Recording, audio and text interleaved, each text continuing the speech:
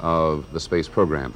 And as Lynn Sherr and others have pointed out, a very vigorous program for this year in terms of 15 missions planned for this year alone. Let's go back to Lynn Sherr in California for just a second.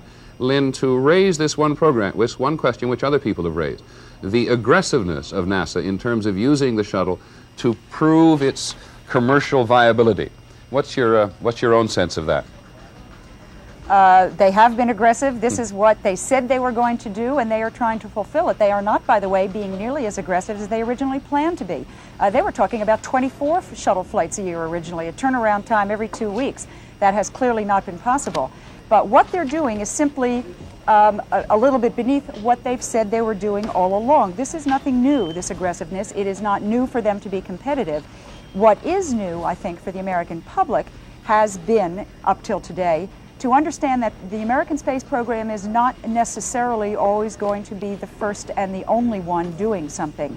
I'm talking about the fact that the European Space Agency, as you've been mentioning, has got the Halley probe. The Russians have a Halley probe, which we do not. The Europeans are also talking about building, the French are talking about building a shuttle. The Japanese, the Chinese are talking about going into competition to launch satellites, unmanned flights, and they would like to have an astronaut program too, some of those countries. So yes, NASA has been forced into a more competitive situation, but I have not personally seen evidence in the last year, and we've asked it every single time there was a delay. I have not seen evidence that they were pushing too hard. I have not seen evidence that they were necessarily cutting corners in order to do what they said they were going to do. Again, I want to go back to what Senator Glenn said earlier today. Their primary motivation with humans on board has been safety. That's why there are delays on a regular basis. And I have had the sense that that is what they are doing. This investigation, of course, may turn up something to change that. Lynn, putting aside what Charles Gibson said, quoting one congressman about a journalist in space, what would the reaction be in the space community if civilians were suddenly banned from riding the shuttle?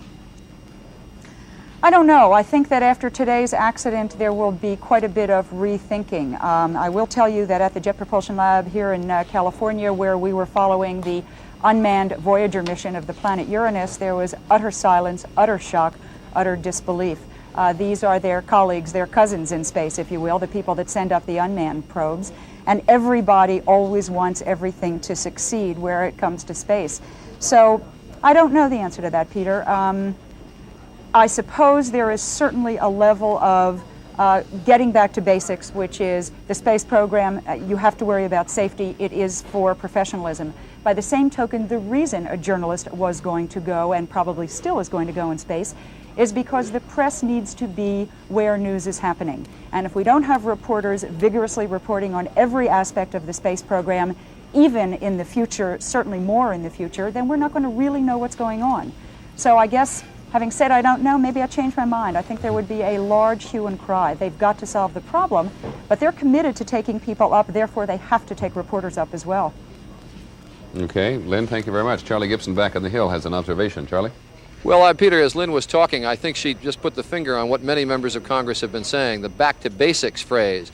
And as one member said from California, he said that NASA's going to have to rein in the PR, and that's what I think putting a reporter up would have constituted. And he also said, I don't think as many members of Congress ought to be going up. Harold Volkmer of Missouri, for instance, said as a member of Congress who was offered a trip and refused, he said, I think this will show some of us that we ought to get back to basics in effect.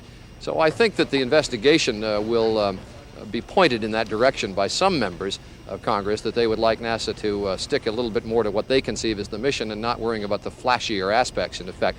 Lynn's point about reporters being where the news is being made is perfectly valid, but I think in this case there may be some pushing on NASA to curtail those kinds of activities. There have been civilians up in space, of course, pharmacists and civilian engineers, etc. But as a couple of members of Congress have said, if there are going to be civilians up there, they should be up there with very specific scientific mission requirements, and not people who are just watching or contributing or whatever. No humanity in space, Artie, just science, right? They all took pains to say, of course, that in this case a teacher could have been a very valuable thing to have, and of course everybody has had only the nicest things to say about Ms. McAuliffe, who was going up today. But basically I think there will be a feeling that we've got to get back to basics, as Lynn said. Well, Lynn, for the moment at least, the last word on this subject to you. Well, having said all that, I don't agree that NASA necessarily has to rein in the PR. I don't think that by opening the program to private citizens and to people who have legitimate reasons to be there, like reporters, that they are in one way, in any way, compromising on safety. I think they are simply adding a feature. There is absolutely no evidence that by letting someone else go that they've stopped checking the engines or that they've cut corners in terms of making sure everything was functioning perfectly. I think NASA's PR gets a little overblown from time to time, but it is an open space program, and that's what it's meant to be. And I think we are partly responsible for some of the frills with building up the teacher, if you will. NASA is still trying to do its job, and again, let's see what the investigation turns up. Okay, Lynn, thank you very much. And of course, that is what has brought us onto the air.